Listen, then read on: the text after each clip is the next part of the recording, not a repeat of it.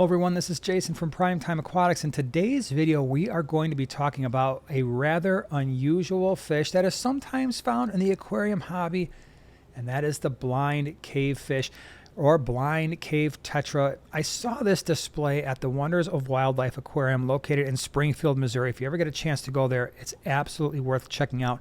And I've had these fish a few times throughout my fish keeping career, and there's a lot that I think people need to know about this fish if you're thinking about keeping them. I mean, it's interesting. You've got a fish here that has no eyes, has pretty much lost its pigmentation, spends pretty much all of its life in cave systems where there is basically no light, so they have lost their eyes through genetic mutation, and there's really no need to have them. But they present some interesting challenges in the aquarium that I think we should know about. And so these fish are normally in nature, they're found in the northern parts of Mexico in various cave systems where obviously there's a lot of water. Now, first thing to consider is usually when you see these fish at a store, they're going to be pretty small, a couple inches. And so people think, okay, this is going to be a relatively smallish to medium-sized tetra, but that's not necessarily the case. These fish will grow 3.5 to 4 inches. And so because of that, I think a lot of the information on the internet about how to keep them is, well, let's just say a little bit off. Males and females, really not a whole lot of difference there. Females are going to be a little bit more rounded, probably not quite as long, but for the most part, they're going to look pretty much the same. Again, what I think draws people to this fish is the fact that they've got a blind fish with no eyes, and that's kind of a unique thing, especially if you have been keeping fish for a while and want something different. Lifespan, you could be anywhere from 3 to 4 years, and if you really keep them right, which we're going to talk about here in a minute, you could go 7 or 8 years pretty easily. Retail prices are going to be all over the place. Again, they're pretty rare in terms of just showing up at your local fish store and finding them, but I wouldn't be surprised if you see them for somewhere between $8 to $15 a piece. Now, with these fish, yes, they are a tetra, and yes, you see them in groups here, and I would highly recommend still keep them in groups of at least 6 or more. When it comes to tank mates, here's where things get really interesting. I actually don't recommend tank mates for these fish, and there's a couple of reasons why. One, if you're keeping these fish correctly, you're going to keep them in a very subdued tank, right, in terms of the lighting. So there's not going to be a lot of lighting there. You are really not going to have an opportunity for plants, especially if you want to keep them pretty much close to where they would normally be in nature. I mean, they're in a cave. There's no light there. There's not going to be any plants down there. So rocks and wood and sand is great. And so you pretty much don't have to worry about algae, so you don't need any algae-eating fish. The problem with these fish is as they get older, sometimes they get fin nippy. And the reason for that is not that they're overly aggressive, but I want you to think about what we're dealing with here. We have a fish that has no eyes, that is really relying on a sense of smell and the lateral line, that really thin, faint line that goes all the way along the side of a fish. That's what they're using to sense if there's potential food.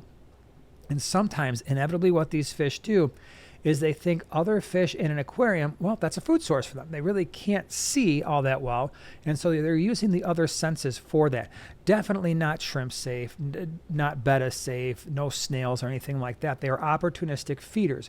So if you were going to try to keep other fish with your Blind Cave Tetra, maybe something like a snakeskin barb, something that's going to move a little bit faster. I don't recommend cory cats. Maybe you've got some coolie loaches, something that's going to be a little bit reclusive anyway and be active at night as it is. Could you do a bristlenose pleco in there? Maybe, but again, you're probably not going to have too much of an algae issue if you're keeping this fish correctly and you're keeping them in subdued lighting. So I really do recommend, if you're going to do these fish, do it as a species-only tank. By the way, if you are looking for high-quality fish or shrimp or snails, check out Flip Aquatics, flipaquatics.com. Their information is in the description below, but if you're looking for an online retailer that's going to quarantine their fish for at least 2 weeks, quarantine their shrimp for at least 4, pretty much guaranteed that you're getting the healthiest possible fish when buying online, that's the place to go. So check them out, flipaquatics.com. Now, when it comes to water parameters for these fish, temperatures somewhere between 70 and 80 pH. They're pretty tolerant of water parameters. They've got a wide range of pH, anywhere from around 6.5 up to 8. Water hardness anywhere from 5 to 20 degrees on your GH and KH is going to be fine. No ammonia, no nitrite in the tank. You want to have a well-cycled tank. Try to keep your nitrates at 20 parts per million or less as well. Now, when it comes to feeding these fish, like how do I feed a fish that can't see the food? Not to worry. Again, because they've lost their sight, their lateral line and their sense of smell has been overdeveloped. And so they will definitely smell food, and they're not all that challenging to feed. So as you know, we feed all of our fish North Fin foods, and they would work just fine here. Your North Fin flakes, your krill, your cichlid, community, and of course your kelp flakes would work just fine. Smaller pellets that are going to stay in the water column a little bit longer would work just fine as well. Fish tank size. This is where I think the internet suggestions really get this wrong. A lot of times you'll see, oh, I'll get 5 or 6 and put them in a 20 gallon. I don't think that's nearly large enough for a fish that is going to get 3.5 to 4 inches in length and have the activity level that you're seeing here, and also not have any sight. And so I would recommend minimum of a 29, but really I would put these fish in a 40 gallon breeder if I was setting up, again, a species only tank is what I would recommend for these fish.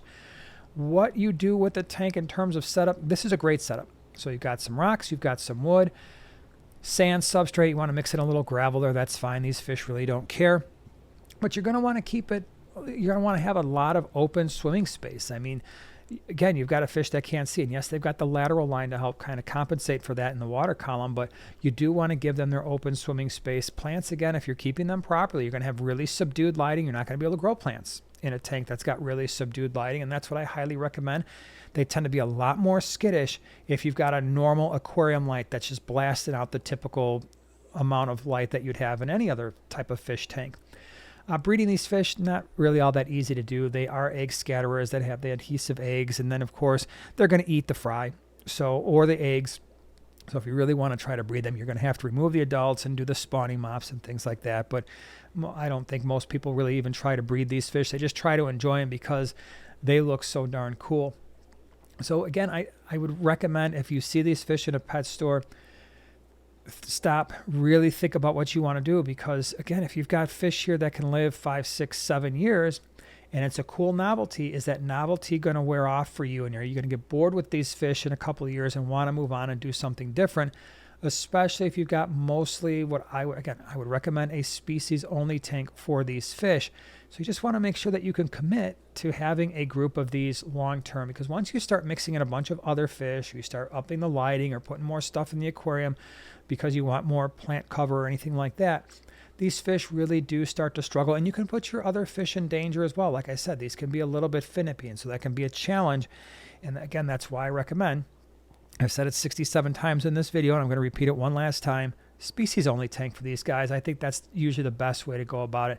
So once again, thank you so much for being here. I highly recommend check out that Wonders of Wildlife Aquarium in Springfield, Missouri. If you're ever in the area, it is well worth seeing. As always, thank you so much for being here. If you want tetras that are a little bit easier to choose, check out the description below, as well as the videos in the upper and lower right-hand corner. Have a great week, everyone.